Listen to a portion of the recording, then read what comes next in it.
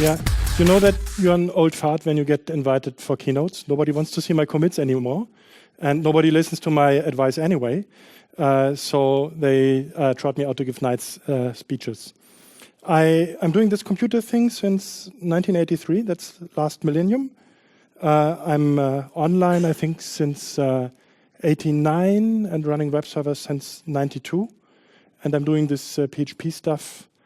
Well, we had the 3.0 release candidates when I was starting that. So that is approximately 17 years ago or so. All of this wouldn't have happened without this person. And of course, without Zeev and Andy. So thank you. And also thank you to the nice person in the background. And the many, many others that have been working on this and helping.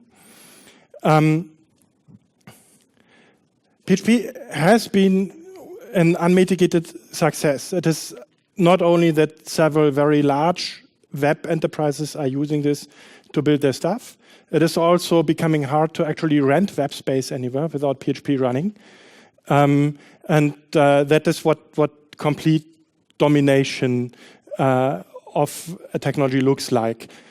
That is also because PHP is very easy to learn. Back when I was very little, I have been learning to program in BASIC. That was good because nobody has been seeing my first trials. Today's people are writing, well, HTML pages, and as it happens, any HTML page is also a valid PHP program. And then very gradually, you can put dynamic things into this. So you have a very, very soft learning curve. That also leads to a very, very wide span in the level of education.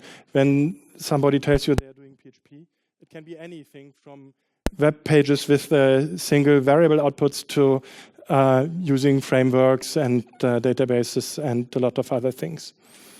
One thing that made PHP successful was actually excellent documentation. And the first thing ever I saw that users contribute in various ways to the documentation. And then a team of documentation writers was going through all these notes and integrating that, actually improving the documentation, or discussions happening down in the user notes about that. Another thing that was instrumental to the success of PHP back then was the tight coupling between PHP and MySQL. It basically changed the requirements for the job if you wanted to do something on the web. Before PHP and MySQL, databases and especially relational databases were something that were very expensive and were hardly available outside of a career path that was basically corporate controlled and where you went through a lot of vendor training that you had to pay for. And it was also something that was expensive to set up and to run. And with PHP and MySQL together, all of this basically became accessible and a standard thing. I remember in 98, I was giving programming classes, back then still with Perl, CGI programming. And one thing that these people I was teaching had to program was a web counter that actually counted correctly by counting in a file and doing proper locking. And because if you didn't do the locking, the counter would count anything, but concurrent accesses would get lost. And one thing that we then did was convert this program that was doing the counting in a file to a program that was doing the same counting, but in a database. And the conversion basically meant that we ripped out about 80% of the code, because it was no longer necessary. All these complicated stuff the database was doing for you and taking that off. Another thing that was defining for PHP, and is nowadays less so, is that PHP was very slow, and if you wanted to do something fast, you actually had to integrate a C library into PHP. That made PHP a very strange language, because it wasn't like the enterprise at all, minimal, sleek, and well-designed. But it was complete. Everything that you wanted to be available as functions in PHP basically make it available to upgraded HTML writers. You could integrate into PHP and take your C library and expose it as a PHP function and make it available to them. That was very extremely powerful. And nowadays, I think that is pretty complete and also half automated. So, and PHP is much faster now, so that it is less an issue today. People are writing more stuff in PHP than they write in C and put into the language itself. If you look at the history of PHP, it looks a lot like in this picture, because it is not a designed language at all. It is 20 years old. That means it comes with a lot of history and baggage, and there have been layers of new stuff underneath or around older stuff. And when you go through things in PHP that don't look like you would do them today, you find stuff that is basically, from the last millennium. That is the initial PHP announcement. It's really from 95, 20 years now.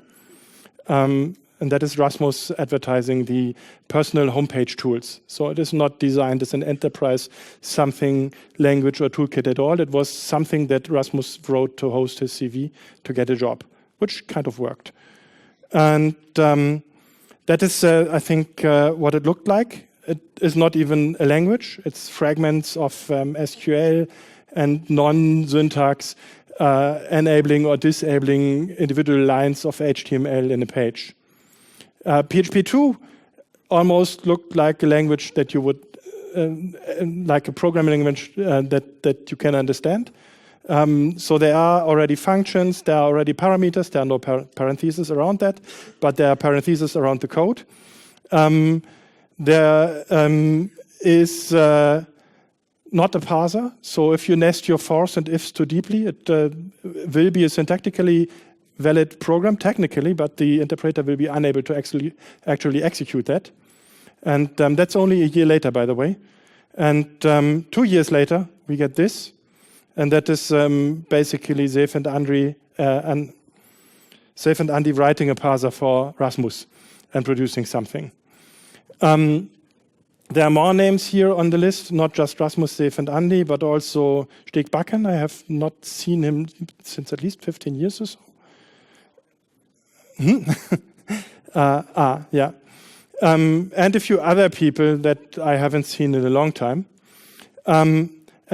There's my little contribution. That's 17 years ago. I wrote something that could help PHP remember things from one page to another, sessions. And that was very horrible code. Nobody wants to see my PHP code or any of my commits today for a reason. Just count the evals here.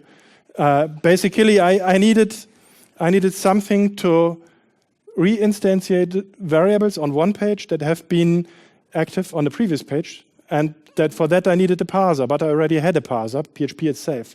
So I was generating code to recreate variables and their values on one page, save them somewhere in a database in my case, and then I was just evaling the code on the next page. That is obviously totally safe and not a risk at all.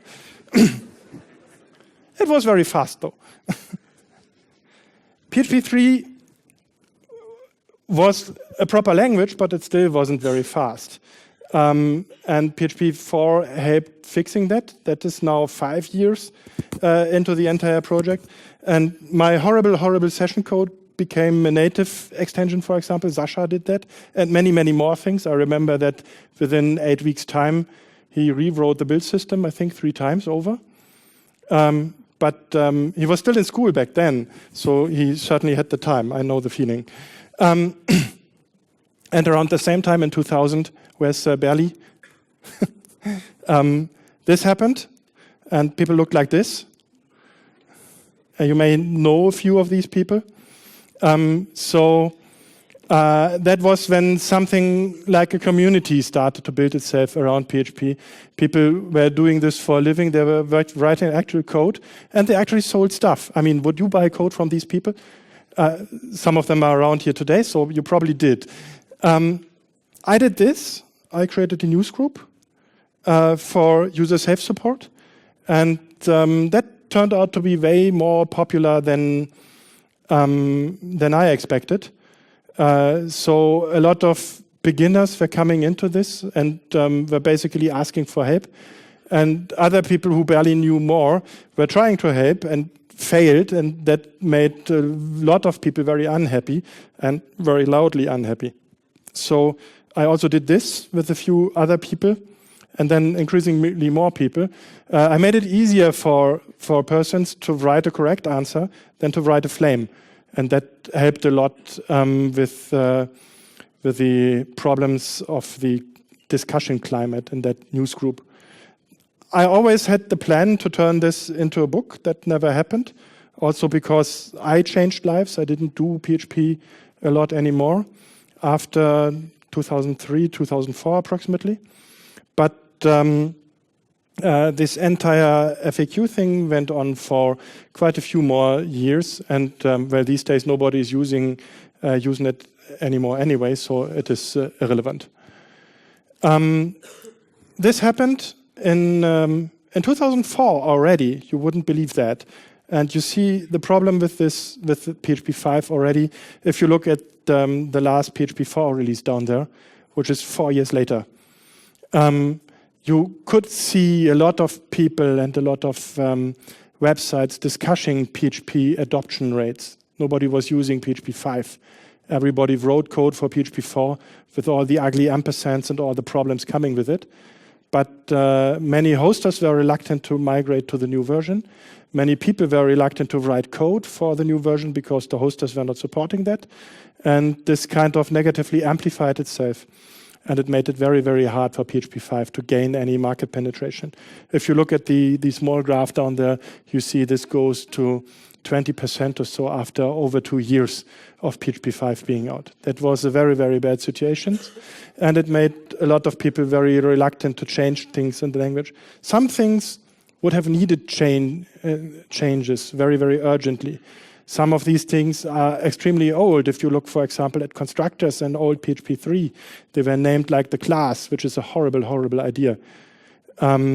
Because if you have a function that is not a constructor and you build a subclass that happens to have the name of that function, it did in some versions suddenly become a constructor, but it was never planned to be one.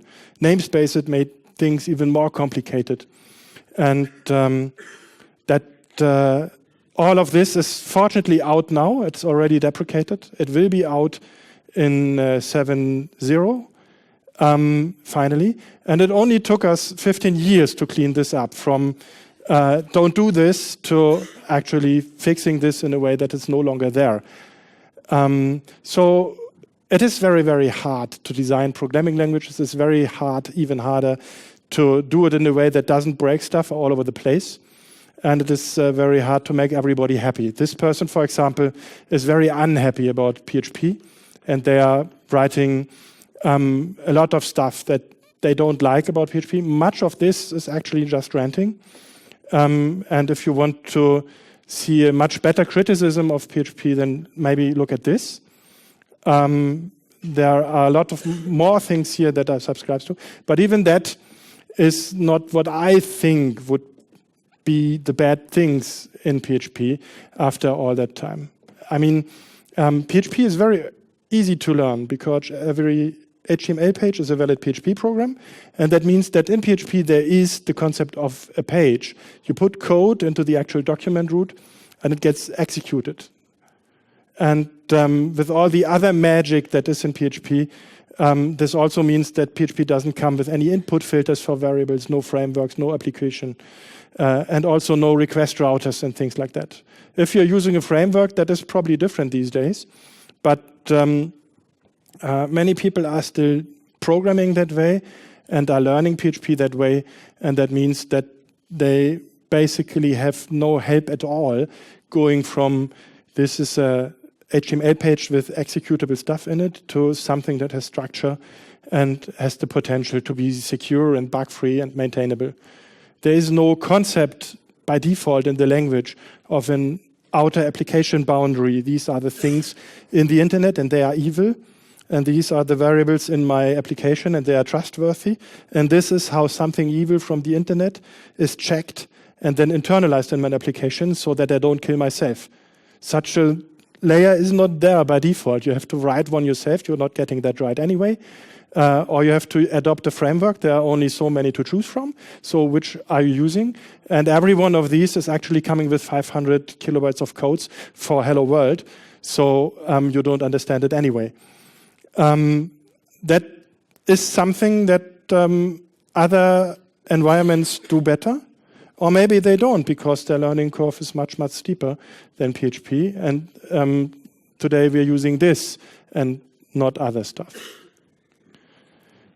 We are still importing request parameters more or less automatically and with zero filtering. There is technically xFilter, that is a joke, and nobody is using it anyway.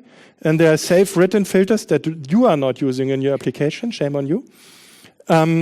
So that is how you get all these XSS and other exploits. I had a very, very long discussion about an extremely huge commit to TikiWiki because I was fixing over 500 XXS thingies in the Tiki code.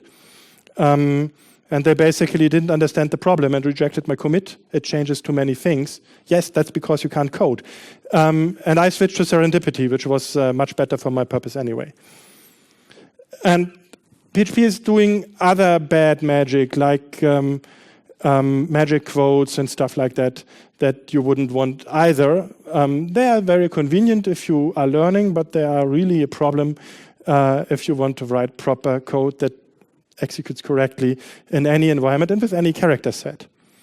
URL wrappers, I can't count the number of sites that have been killed with include HTTP, something bad from over there that somebody managed to inject into a code base. Also, I can't count the number of redirect problems and timeouts and other problems with error handling in URL wrappers that I have seen on sites that well, basically they don't control the code they execute because of that. You inject a bad file name and the thing you wrote executes code from all over the internet. And then you lose your site. So that should have been not part of the language in the first place, but it is very extremely convenient. In general, there's much too much magic in PHP.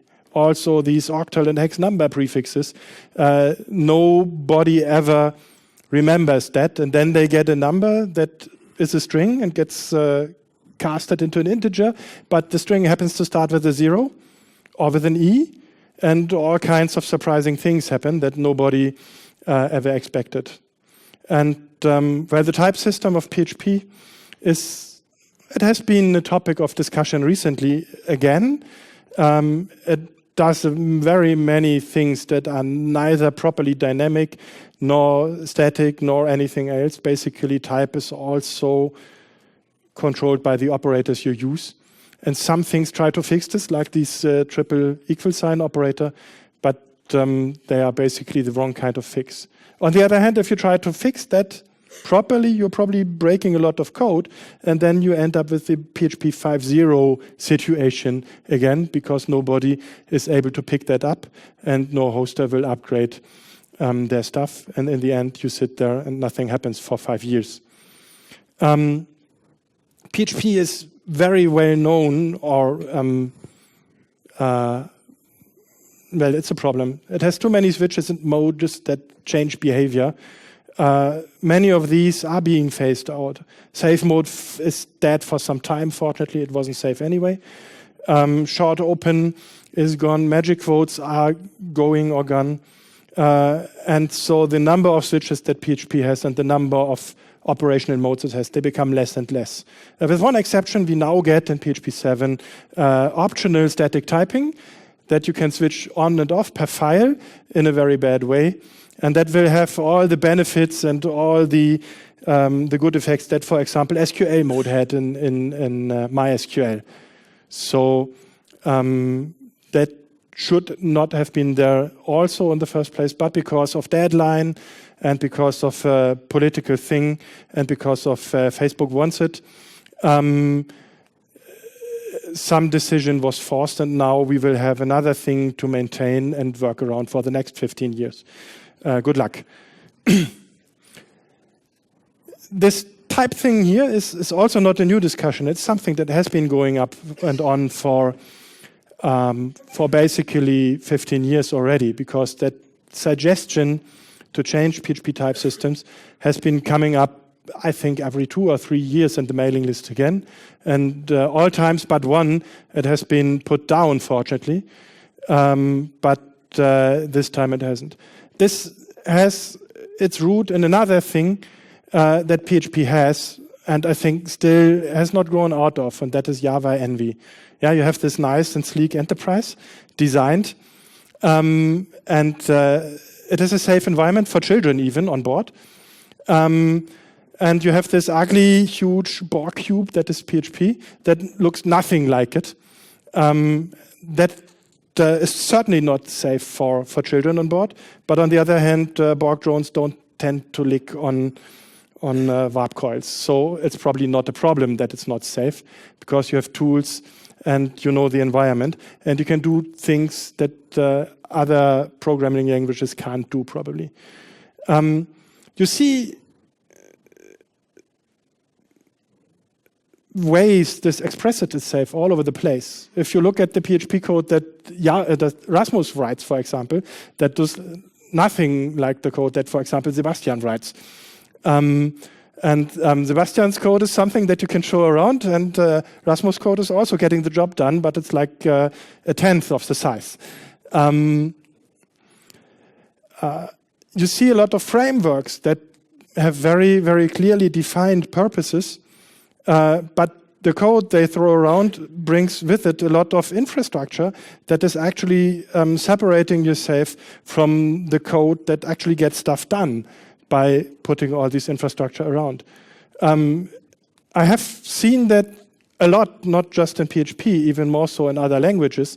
If you want to see it in an over-enhanced form, to drive the point home, go to GitHub and look at Enterprise FizzBuzz, or look at Hadoop. That's the same, just more, where you can see entire Java wrappers calling themselves not achieving anything towards the solution of the problem, 10 calls deep, and with 2 RPC requests in between.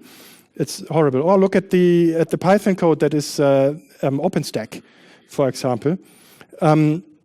And try to find the parts that actually contribute to the solution of the problem, instead of building infrastructure and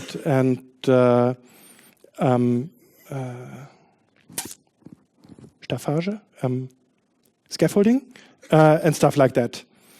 You have a big problem there with all of that, because you can't write fast code, you can't write secure code. Nobody can do that. And a lot of people are around at the moment that think that code is an asset when it is really a liability.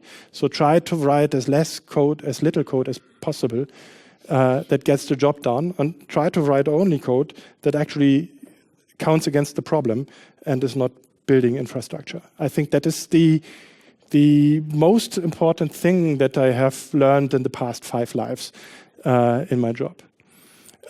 This Java envy here is something that PHP, to a lesser extent, is still carrying around today. But 10 years ago, it was much more pronounced.